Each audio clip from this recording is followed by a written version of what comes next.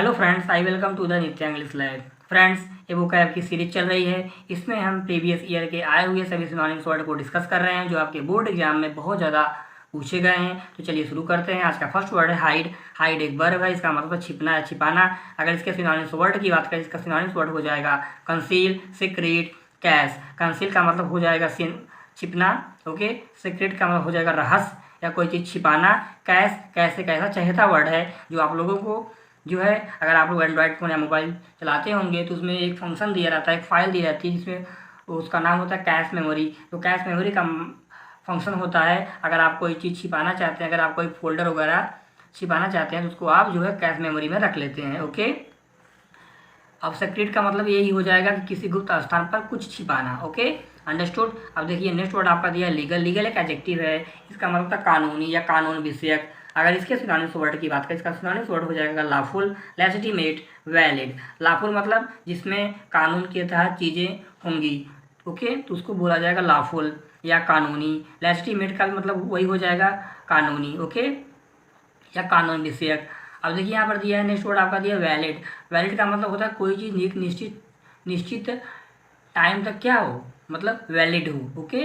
अगर वो निश्चित टाइम तक वैलिड होगी तो उसमें बहुत सारे रूल्स और रेगुलेशन होंगे। रूल और रेगुलेशन के नाते से वो चीज़ क्या हो जाएगी, एक समय तक कानूनी रूप से निश्चित होगी, मतलब वैलिड होगी। अब देखिए नेक्स्ट वर्ड आपका दिया है सॉरो। सॉरो एक नाउन है, इसका मतलब गम, दुख, उदासी। अगर इसके सिनोनिम्स वर्ड की बात करें, इसका सिनोनिम्स वर्ड हो जाएगा एंग्विश। एंग्विश का मतलब है दुख या वेदना या कष्ट। डोलफुलनेस का मतलब वही हो जाएगा गम, दुख। ओ का मतलब हो जाएगा दुख या कष्ट, ओके। डोलफुल, डोलफुल। अगर इसको हम एक तरीके से अगर और याद करें या समझें तो देखिए इसका मतलब हो जाएगा डल फूल। डल फूल, डल मतलब जानते हैं, मतलब डल मतलब होता है धुंधला या धीमा, ओके। अब फुल, डलफुल मतलब जब कोई चीज़ डल हो जाती है, पूरी तरीके से डलफुल हो जाती है तो उसमें क्या हो जाता है, उसमें दुख आ जाता है, ओके।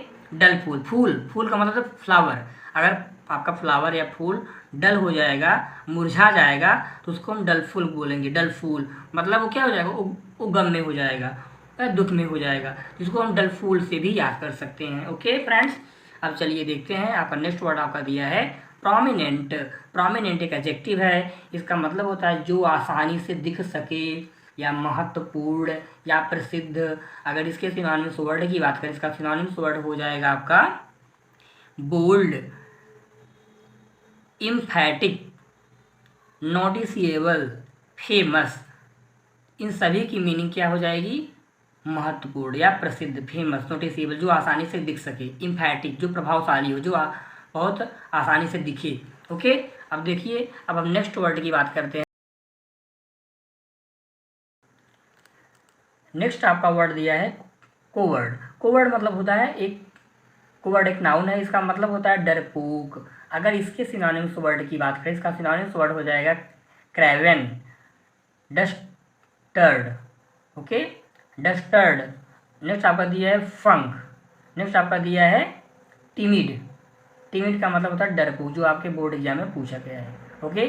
फंक, फंक का मतलब होता है जो फंक हो जाए, ओके, डरपोक, ओके। अब देखिए नेक्स्ट आपका वर्ड दिया है हम्बल। हम्बल एक एडजेक्टिव है, इसका मतलब होता है विनम्र या विनीत, घमंडी नहीं, ओके। क्या होता है, जैसे कोई अगर आपके घर जब कोई इनविटेशन कार्ड वगैरह भेजता है तो उसमें क्या दिया रहता है, उसमें दिया रहता है विनीत, हिंदी में लिखा रहता है। विनीत का मतलब वो क्या है, वो आपसे हम्बल आपसे रिक्वेस्ट कर रहा है, विनम्र रूप से हाथ जोड़ करके, इसीलिए दिया जाता है विनीत, मतलब घमंडीपन से नहीं, ओके। इसका मतलब हो जाएगा विनम्र, हम्बल का मतलब। अगर इसके सिनोनिम्स वर्ड की बात करें, इसका सिनोनिम्स वर्ड हो जाएगा डिम्यूर। डिम्यूर का मतलब होता है विनम्र। मीक मतलब जो घमंडी नहीं हो, दब्बूपन जिसमें ना हो, okay. Down to earth, meek का मतलब होता है दब्बूपन, ओके। अब डाउन टू अर्थ का मतलब हो जाएगा आपका नीचे से अर्थ, जमीन से ऊंचाई तक, ओके, या ऊंचाई से जमीन तक।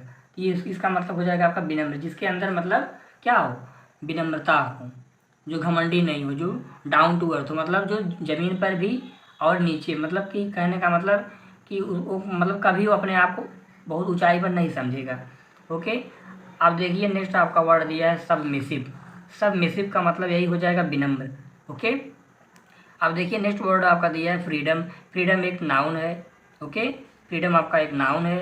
अब इसका मतलब होता है स्वतंत्रता या आज़ादी। अगर इसके सिनोनिम्स वर्ड की बात करें, इसका सिनोनिम्स वर्ड हो जाएगा इंडिपेंडेंस। अब इसको कैसे हम समझेंगे, देखिए यहाँ पर ENCE लगा है, ENCE के लगने से वर्ड आपका नाउन बन जाता है। लिबर्टी का मतलब होता है स्वतंत्रता। सॉवरेनिटी मतलब वही हो जाएगा आज़ादी या स्वतंत्रता। ओके, अब देखिए नेक्स्ट वर्ड आपका दिया है रिलायबल। रिलायबल मतलब होता है विश्वसनीय, भरोसेमंद। ये आपका एक एडजेक्टिव है। कैसे पता चला, क्योंकि यहाँ पर देखिए BLE लगा है, ABLE। ओके, इसके वर्ड के लगने से, सफिक्स के लगने से आपका वो वर्ड हो जाता है एडजेक्टिव। अगर इसके सिनोनिम्स वर्ड की बात करें, इसका सिनोनिम्स वर्ड हो जाएगा dependable. Dependable, good, responsible, trustworthy. Okay, ये सभी हो जाएंगे इसके सिनोनिम्स वर्ड। डिपेंडेबल मतलब जो निर्भर हो, जो विश्वसनीय हो, जो भरोसेमंद हो, जो रिस्पॉन्सिबल हो, जो जिम्मेदार हो, ट्रस्टवर्दी जिस पर विश्वास किया जा सके, गुड जो अच्छा हो। ओके, ये सभी आपके हो जाएंगे सिनोनिम्स वर्ड। ओके, तो फ्रेंड्स ये सभी आपके सिनोनिम्स वर्ड बहुत इंपॉर्टेंट हैं। इसको आप बार बार रिवाइज करिए, इसको आप नोट्स में लिखिए, जो आपके एग्ज़ाम के ड्यूरिंग या एग्ज़ाम के समय रिवाइज करने में आपको बहुत आसानी होगी। तो फ्रेंड्स, अगर ये वीडियो आपको अच्छा लगा हो तो आप इसको ज़्यादा से ज़्यादा लाइक करिए और सब्सक्राइब करिए। Okay, thank you.